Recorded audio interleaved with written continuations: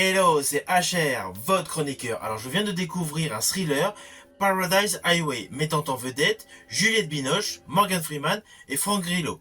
C'est un très bon thriller, je ne m'y attendais absolument pas, je suis tombé dessus par hasard, bien évidemment, je vais vous en parler.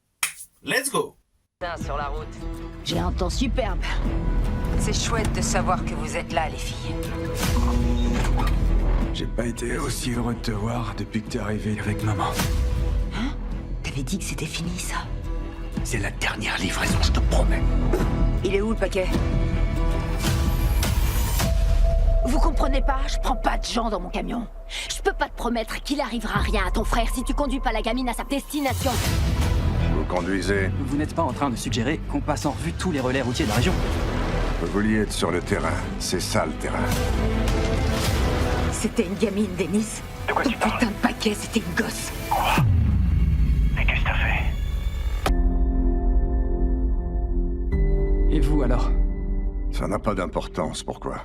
Ce qui compte, c'est ce que je fais. Alors l'histoire est la suivante. Nous avons Sally, une camionneuse donc interprétée par Juliette Binoche, qui transporte par le biais de son camion de la marchandise d'un point A à un point B. Elle sillonne donc les États-Unis. Son frère, Denis, interprété par Frank Grillo, est un détenu en prison à la prison d'Attica aux États-Unis pour avoir joué la mule. Celui-ci demande à sa sœur lors d'une visite.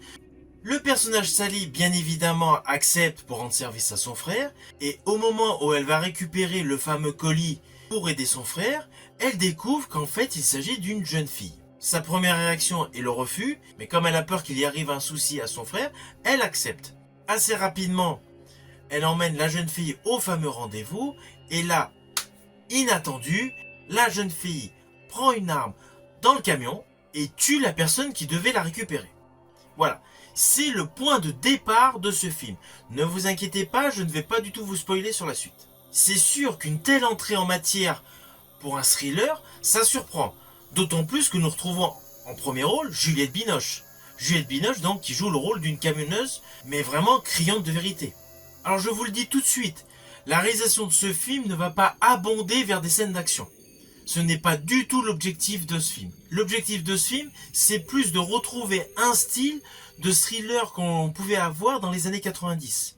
De surcroît, avec comme interprète Morgan Freeman qu'on retrouve. Il y a donc au fur et à mesure que l'on avance dans le film, des lignes scénaristiques, dans un premier temps, parfaitement linéaires.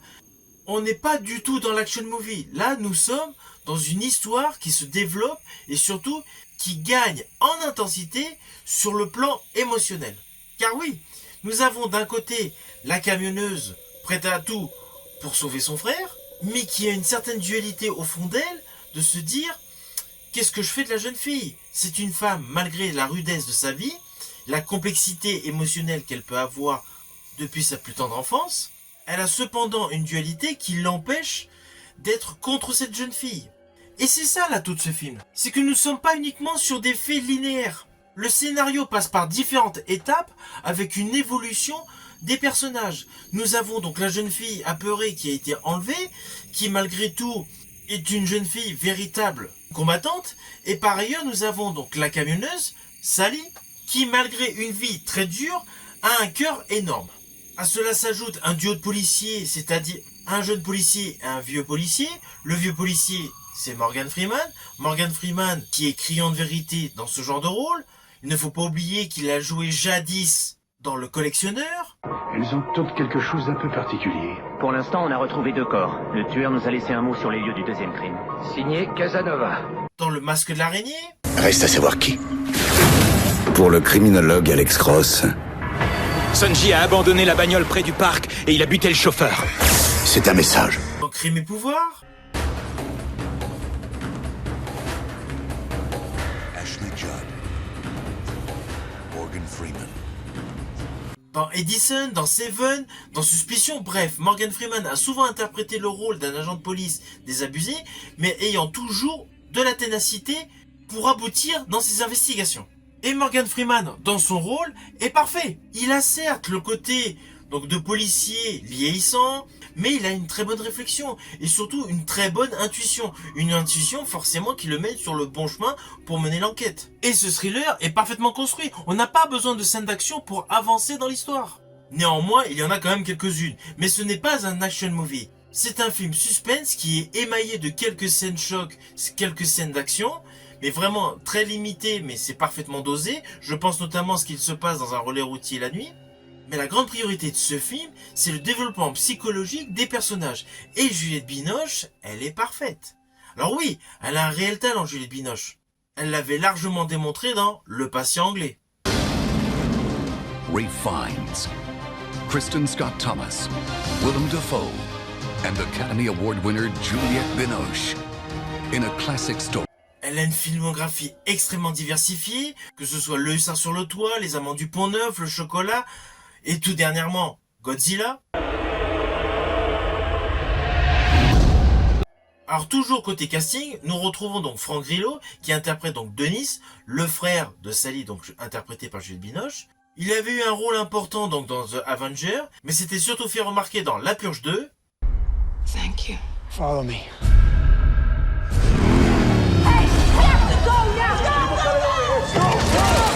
Et La Purge 3. Survival.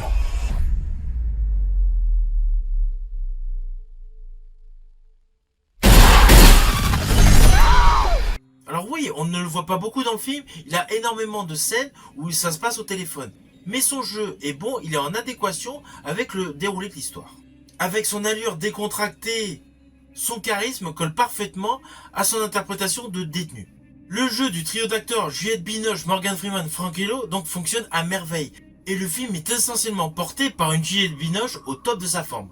La mise en scène est correcte, le montage est bien rythmé, et la photographie est largement correcte. Les paysages sont bien exploités, et on ressent vraiment l'univers des camionneurs. Je dirais même que ce film Paradise Highway fait étonnamment écho à Song of Freedom, actuellement au cinéma avec Jim Caviezel. Les deux traitent d'un thème dramatique, le trafic d'enfants. C'est notre bouée de sauvetage.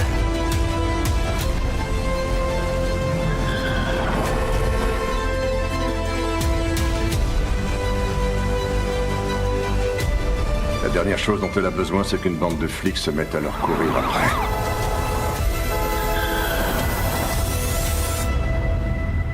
Elle a besoin de nous. Tout comme on a besoin l'un de l'autre. Alors au final, c'est un bon film, c'est un bon thriller.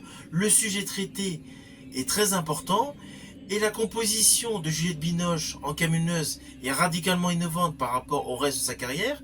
Quant à Morgan Freeman, il est toujours impeccable. Franck Grillo, il est un petit peu en demi-ton dans ce film, mais l'écriture de son personnage n'en demande pas plus. C'est largement suffisant pour coller à l'histoire. C'est un bon thriller, un film que vous pouvez découvrir en VOD ou en support physique par le biais de Blu-ray, voire DVD.